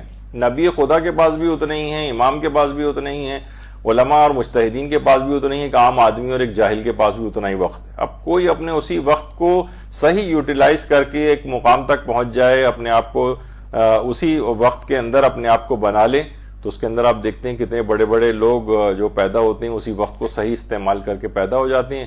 ورنہ ان سے دگنی عمروں کے لوگ بھی اسی طریقے سے نسین منسیہ پتہ بھی نہیں چلتا لوگوں کو کہاں گئے، کب پیدا ہوئے اور کب انتقال کر گئے. تو گھریلو کام کاج کے ساتھ بھی سب چیزیں چل سکتی ہیں. دیکھیے طالب علم ایک اور بھی چیز ہے کہ جتنی اپنے اندر عجز و انکساری پیدا کرے گا اور تواضع پیدا کرے گا اتنی اس کے اندر نورانیت پیدا ہوگی.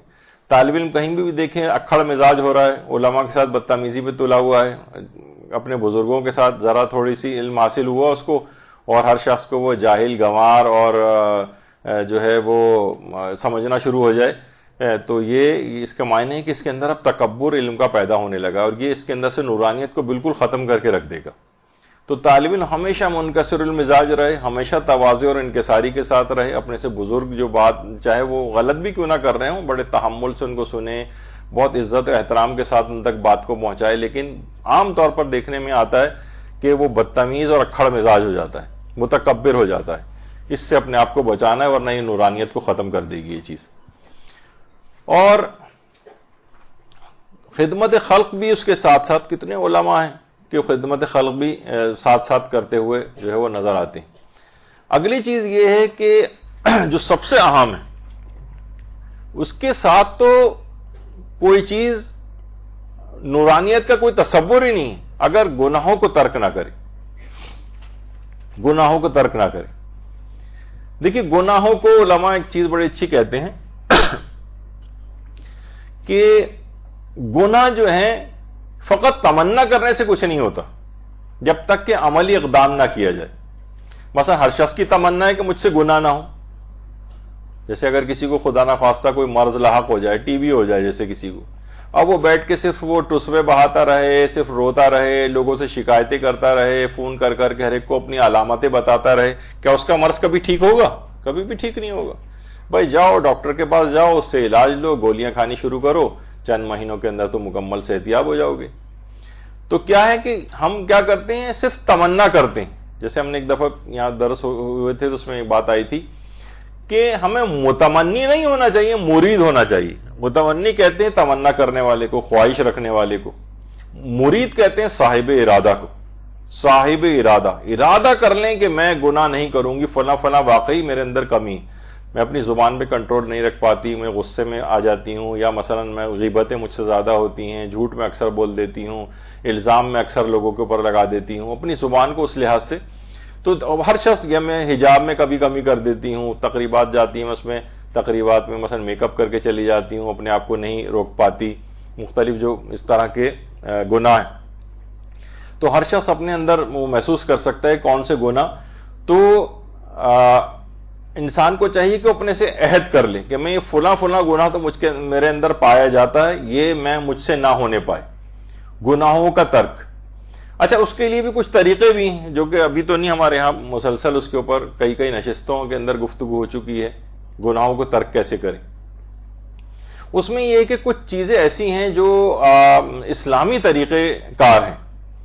مثلا آپ یہ کہتے ہیں کہ اگر فلاں دوبارہ مجھ سے اگر غیبت ہوئی تو مثلا میں 1 مہینے تک پوری پابندی کے ساتھ 11 رکعت نماز شب ضرور پڑھوں گی. اگر بالفرض اگر آپ یعنی آپ نظر کر لیں, قسم کھا لیں, عہد کر لیں کہ میں یہ کام کروں گی. اگر مجھ سے غیبت دوبارہ ہوئی تو میں ختم قرآن پورا کروں گی. یا مثلا اگر مجھ سے فلاں گناہ دوبارہ ہو گیا, بے حجابی کا ہو گیا یا کوئی اور گناہ ہو گیا, تو میں اتنا صدقہ دینے کی نظر مان لیں گے جو آپ کی طبیعت پر شاق گزرے. مثلا میں 5,000 روپے صدقہ دوں گی, مثلا میں ویسے کہہ رہا. تو اگرچہ وہ اچھا جب اتنی اماؤنٹ جیب سے نکلے گی نا آپ کی, تو 1 دفعہ ہوگی, 2 دفعہ ہوگی, تیسری دفعہ لازمی آپ رک جائیں گی, لازمی رک جائیں گی. تو دیکھیے شیطان کا بھی دیکھیے ہر بار, یہ امام خمینی بڑا اچھا کہتے تھے کہ آپ دیکھتی ہیں کہ شیطان کیا کرتا ہے کہ آپ کو وضو میں وسوسوں میں مبتلا کرتا ہے, شک ڈالتا ہے, آپ کو بار بار وضو کرواتا رہے گا, نمازیں بار بار پڑھواتا رہے گا. لیکن امام خمینی بڑا اچھا جملہ فرماتے تھے, مالیات میں شک نہیں آنے دیتا.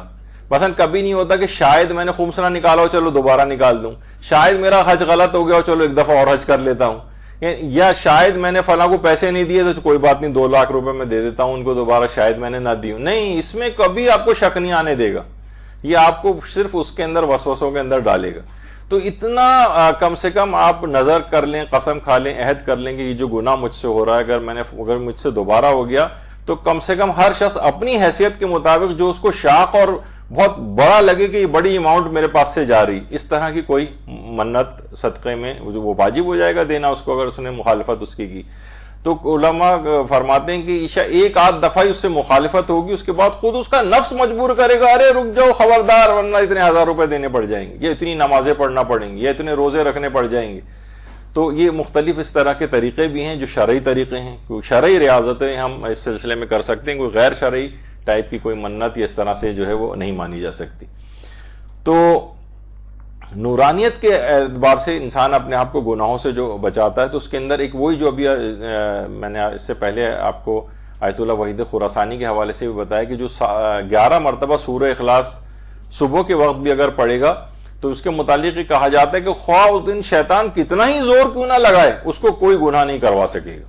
اگر کوئی نماز صبح کے بعد 11 مرتبہ سورہ توحید کی تلاوت کرتا ہے, 11 دفعہ سورہ اخلاص, شیطان خواہ کتنا ہی زور کیوں نہ لگائے کوئی گناہ نہیں کروا سکے گا اس دن اس سے.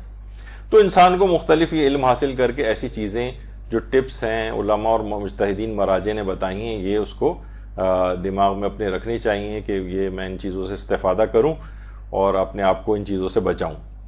ایک چیز اور بھی ہے, وہ آیت اللہ بہجت بھی کہتے تھے اور بڑے علماء اس کو عرفا تو خاص طور پر اس کو بڑی تاکید کرتے ہیں, وہ بھی نماز فجر کے بعد ہی ہے, اور وہ ہے اپنے سینے پر ہاتھ رکھ کر 70 مرتبہ یا فتاحو پڑھنا. اللہ کا ایک نام ہے یا فتاحو, 70 دفعہ, اور اس کے بعد اپنے اوپر پھونک بھی اس کو مارے تو اس کے قلب کے اندر ایک نورانیت پیدا ہوتی ہے, اس کے قلب کے اندر ایک معنویت پیدا ہونے لگتی ہے, گناہوں سے انسان اپنے آپ کو بچاتا. یا فتاحو, فے تے الف بڑی ہے اور اس پہ تجدید جو ہوتی, تو یہ اس کے لیے بہت ضروری چیز ہے.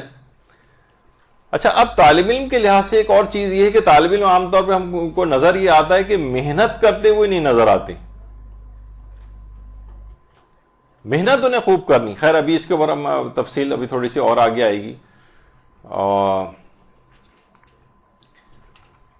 دیکھیے علوم کے فروغ کے اعتبار سے بھی اگر کوئی صاحب علم کام کرے,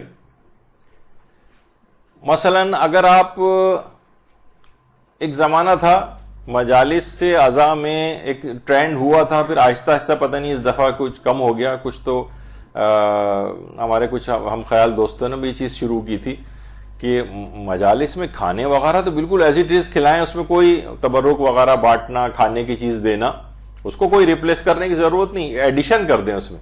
مثلا ہے کہ کتابوں کی تقسیم, کتابچوں کی تقسیم, علم کے فروغ کے لحاظ سے ایک تبرک کی قسم یہ بھی بن سکتی. میں نے کہیں سنا تھا, پڑھا تھا, تصویریں بھی دیکھی تھیں اس کی, ابھی تو میرے پاس نہیں ہے, کہ ایک ملک کے ویسٹرن کنٹری میں کسی ایک ملک کے استاد کا انتقال ہوا, تو لوگوں نے جو اس کے لیے ایک جسے مجلس ترہیم کہیں، بہرحال وہاں تو یہ والی مجلس نہیں ہوتی، ایک جگہ جمع ہو کے ان کو یاد کرنے کے حوالے سے ایک پروگرام تھا.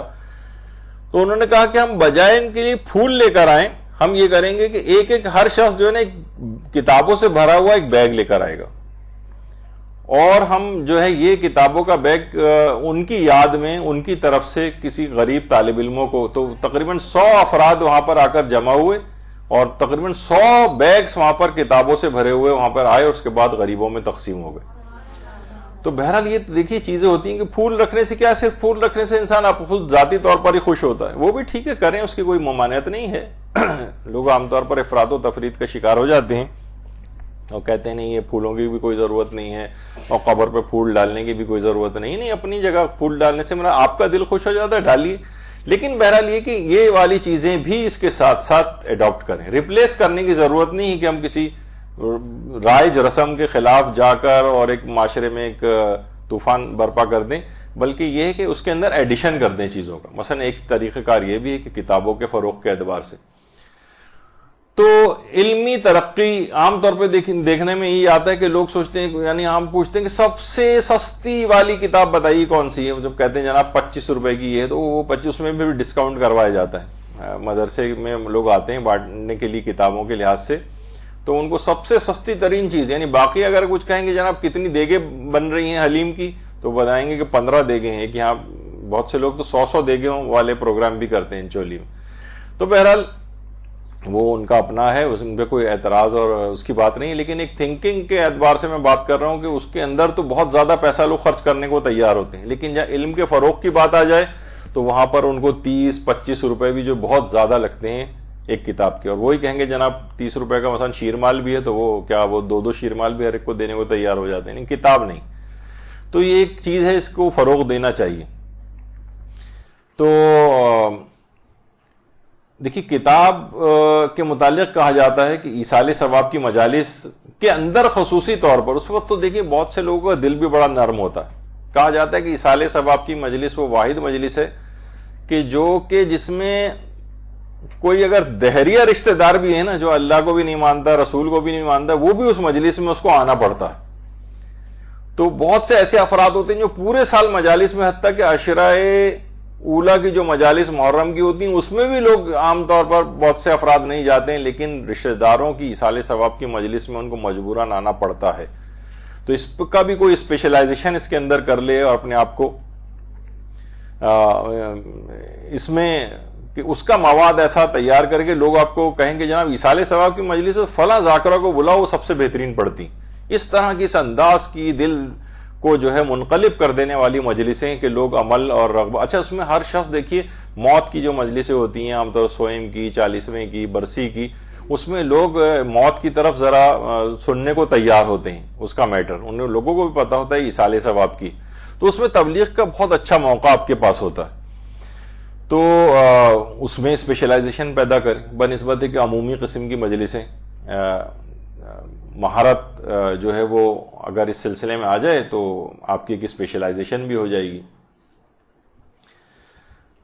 اچھا اس میں ظاہر ہے کتابوں کے لحاظ سے بھی ایک بات اور بتا دوں کہ ظاہر ہے کہ عام طور پر ایک ٹرینڈ اور بھی ہو گیا، لوگ فوراً کہتے ہیں بھائی ہمیں سافٹ کاپی چاہیے فلاں بک کی، یعنی بس ہمیں انٹرنیٹ پہ ادھر ادھر مل جائے. نہیں، آپ کے پاس الگ سے کتابوں کی بھی ایک لائبریری ہونی چاہیے گھر میں، چاہے چھوٹی سی لائبریری ہو.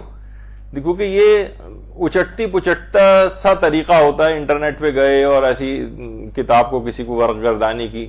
جو پوری کتاب ہاتھ میں ہوتی ہے انسان اس کو شروع سے آخر تک پڑھتا ہے، اس کے اندر زیادہ گہرائی ہوتی. تو ویسے اگر انٹرنیٹ پہ کوئی کتاب تلاش کرنی ہے تو بہرحال اردو کے اندر ہماری جو زیارات.net کے نام سے ایک ویب سائٹ ہے، اس کے اندر بہت کتابیں، زیارات ZIYARAAT زیارات.net. تو بہرحال اگر آپ زیارات.net کے اوپر جائیں تو آپ کو بے شمار کتابیں تقریباً ہر موضوع کے اوپر ہی جتنی اردو میں کتابیں اچھی خاصی ہم نے دیکھا ہے کہ اس کے اوپر موجود ہیں. بہت اچھی ویب سائٹ ہے، لیکن کچھ کتابیں آپ کے پاس ویسے بھی الگ سے بھی ہونی چاہیے. اچھا اب اپنے روحانی اور علمی ترقی کے لیے، نورانیت پیدا کرنے کے لیے علماء فرماتے ہیں کہ خاص طور پر جو خاص ایام ہیں اور ان خاص ایام کی جو راتیں ہیں ان سے آپ بھرپور استفادہ کریں. مثلا شب قدر آتی، شب قدر قبولیت کی سارے سال کے احکامات لکھنے کی رات ہوتی ہے، تقدیروں کی رات ہوتی ہے. اس رات کو علی الخصوص اپنے علم اور اپنے نورانیت کے لحاظ سے اسپیشلی دعا کریں. کتنی اور اس طرح کی مقدس راتیں اور آتی ہیں. شب عید بھی اس میں سے ایک رات ہے. اور کچھ مہینے ایسے ہیں جیسے رجب، شعبان، رمضان کچھ عرصے میں بعد آنے والے ہیں، اس لحاظ سے شب عید غدیر ہے، یا اس طرح کی کچھ جو خاص ایام اور خاص راتیں ہیں ان کے اندر اپنے علم کے لحاظ سے آپ ضرور دعائیں کرنی چاہیے. اور علماء ہم دیکھتے ہیں کہ وہ شب قدر کا بھی جو سب سے بڑا عمل بتایا گیا ہے کہ اس رات کو بھی انسان علوم دینیا کے اندر بسر کرے. علماء یہ آیت اللہ شبیری زنجانی موجودہ زندہ مراجع میں سے ایک ہیں، ماشاءاللہ حیات ہیں. تو علماء کی اپنی سیرت میں بھی یہ چیز ملتی ہے کہ وہ شب قدروں کے اندر بھی علم کو حاصل کرتے ہیں اور اس کے فروغ کے لیے گزارتے ہیں. اچھا، ایک چیز اور بھی علماء کہتے ہیں کہ خاص طور پر وہ یہ کہ تمام علوم اور موضوعات کے اندر آپ علم فقہ کے اندر خاص طور پر کوشش کریں کہ مہارت، علم فقہ جسے کہا جاتا ہے یا عام طور پر فقہ کے نام سے معروف ہے. تو آیت اللہ بہجت بھی کہتے تھے کہ اللہ سے ارتباط کا طریقہ اللہ اور امام زمانہ کی اطاعت کرنا ہے،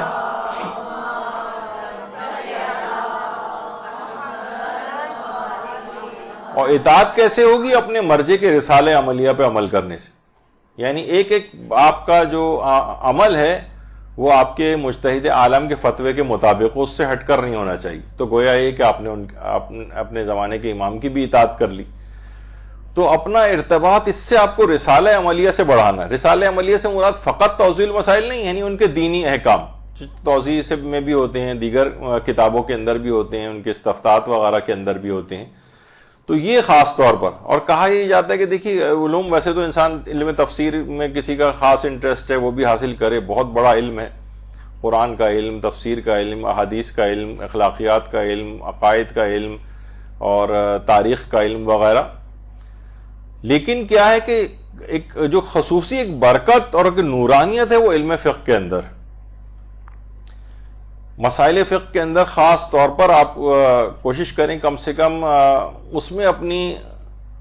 اچھا، کسی بھی جگہ آپ جاتی ہیں نا تو لوگ آپ سے شاذ و نادر کوئی تاریخ کا مسئلہ پوچھے گا، شاذ و نادر کوئی آپ سے عقائد کی کوئی دلائل کا پوچھے گا، تفسیری نکات شاذ و نادر کوئی پوچھے گا. لیکن جہاں کہیں آپ جائیں گے، یا عالم ہو یا کوئی بھی، اس سے لوگ فقہی مسئلہ ضرور پوچھنے آتے ہیں کہ جناب یہ والا مسئلہ ہے، ہمیں یہ والا مسئلہ بتا دیں.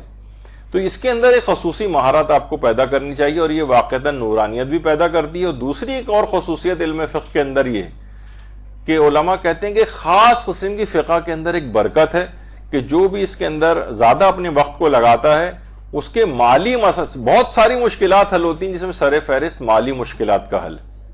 یعنی غیب سے اللہ اس کے لیے انتظام کرتا ہے. ایسا شخص کبھی روزگار کے سلسلے میں پریشان نہیں ہوگا، رزق کے سلسلے میں پریشان نہیں ہوگا. یعنی ایک ایسی چیز ہے کہ جو کہ محسوس کی گئی ہے کہ اس طرح کی خاص برکت اس علم کے اندر. تو کوشش کریں کہ اس کے اندر آپ خصوصی توجہ دیں، دیگر علوم کے ساتھ ساتھ اس کو خصوصیت کے ساتھ حاصل کریں. یہ ایک بڑی اہم چیز ہے. اچھا، اور ایک اور چیز جو طالب علم کو اور ایک عام مومن کے لحاظ سے بھی لیکن دینی طالب علم کے لیے اور ضروری ہے، زیادہ تر اوقات میں باوضو رہنا.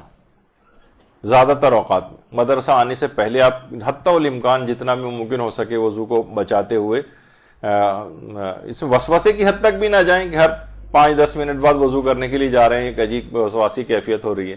نہیں، زیادہ تر اوقات کے اندر کوشش کریں کہ باوضو رہیں. خاص طور پر اگر کوئی آدمی سونے سے پہلے بھی اگر وضو کی عادت ڈال لے کسی جگہ، جیسے ابھی تصویر آپ کے سامنے، مثلا عالم کہیں گئے ہوئے ہیں تو وضو تجدیدی بھی ایک چیز ہوتی ہے. یعنی ابھی ضروری نہیں کہ وضو ٹوٹا ہی ہو کسی کا، لیکن نمازوں کا وقت آ کے وضو کیا ہو، ہم ایک وضو اور کر لیں. الوضو علی الوضو نور علی نور، ایک نور کے اوپر ایک اور نور ہو جائے گا. بہت سے علماء تو اس حد تک تھے، جیسے ہمارے گزرے آیت اللہ باقر وحید بہبہانی، جنہیں استاد الکل فی الکل کہا جاتا ہے. 98 سال کی ان کی عمر ہو گئی تھی، 98 ایئرس. سوچیں اور اس میں بھی 98 سال کی عمر میں بھی شرح العلوم کا درس دیتے تھے، اور باقاعدہ اخباری فرقے کو جو شکست فاش دی تھی وہ آیت اللہ باقر وحید بیبہانی نے دی تھی.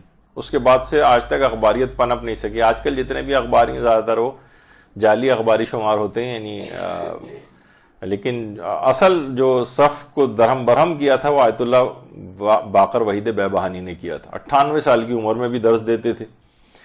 یہ اس حد تک ان چیزوں سے آگاہ ہو گئے تھے کہ اپنے بہت سے شاگرد جو طہارت کے عالم میں نہیں ہوتے تھے ان کو باقاعدہ پیسے دے کے کہتے تھے جاؤ حمام جاؤ اور غسل کر کے آؤ. وہ کہتے تھے کہ وہ معنویت اور وہ جس تمہارے اندر نہیں آئے گی، وضو نہیں ہے تو وضو کر کے آ کے بیٹھو، غسل نہیں ہے تو غسل کر کے آ کے بیٹھو، تب ہم میرے درس میں آؤ. اور اس حد تک پہچان رکھتے تھے کہ وہ خاص شاگردوں کو پوائنٹ آؤٹ کر لیتے تھے کہ کون وضو اور غسل سے نہیں، اور باقاعدہ بھیجا کرتے تھے. وہ کہتے تھے کہ خاص معنویت اور ایک نورانیت. خواتین کے اندر ظاہر ہے خواتین کے اپنے کچھ احکام ہوتے ہیں، جس حد تک وہ اس کی پابندی کر سکے کریں، اور جہاں پابندی نہیں ہو پاتی وہاں پر مجبوری ہے. لیکن اس میں بھی وضو کر کے مثلا درس وغیرہ کو تو جو ہے وہ سنا جا سکتا ہے، پڑھا جا سکتا ہے. تو اس کا علی الخصوص اہتمام کرنا چاہیے. اسی طریقے سے مثلا آیت اللہ جواد انصاری ہمدانی ہمارے گزرے، بہت ہی بڑے عرفا کے اندر سے گزرے. وہ بھی یہ پہچان لیتے تھے کون شخص وضو سے اور کون شخص وضو سے نہیں.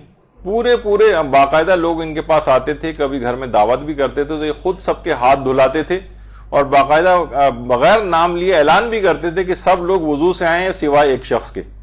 تو بعض اوقات یہ بھی ہوتا ہے کہ اس طرح سے خاص طور پر علمی جو نشستیں اس میں خاص ایک نورانیت انسان کے اندر جو ہے وہ پیدا ہو جاتی. بس میرا خیال ہے کہ ابھی کیونکہ دوسرا آگے اگلا لیکچر بھی اس سلسلے میں ہونا ہے. مولانا ڈاکٹر شیخ محمد علیم صاحب قبلہ تشریف لا چکے ہوں گے، اور میرا تو ارادہ تھا کہ آج بس اس کو دوسرے درس کے اوپر اس سلسلے کو نورانیت والے کو ختم کر دوں گا. لیکن مجھے یہ اندازہ یہ ہو رہا ہے کہ شاید آدھا بھی میں مکمل نہیں کر سکا، بات سے بات نکلتی چلی گئی.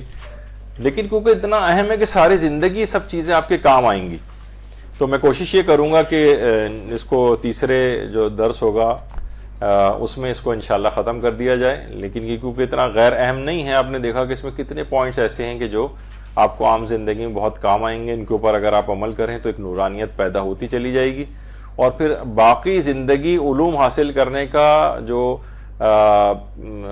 دورانیہ ہے اس میں بہت برکت آئے گی. بہت جلدی آپ کیچ کریں گی علوم کی باتوں کو، اور رکاوٹیں کم سے کم ہوں گی. کیونکہ آپ دیکھیں گے کہ جب آتا ہے نا انسان خاص طور پر مدارس وغیرہ کے اندر، تو شیطان کے لیے اتنا پریشان کن ہے یہ بات کہ وہ کتنے حربے استعمال نہیں کرے گا. بعض اوقات آپ کے گھر والوں کو استعمال کرے گا کہ آپ کے لیے رکاوٹیں کھڑی کرے، پریشانیاں کھڑی کرے کہ آپ کا مدرسے آنے کا سلسلہ رک جائے.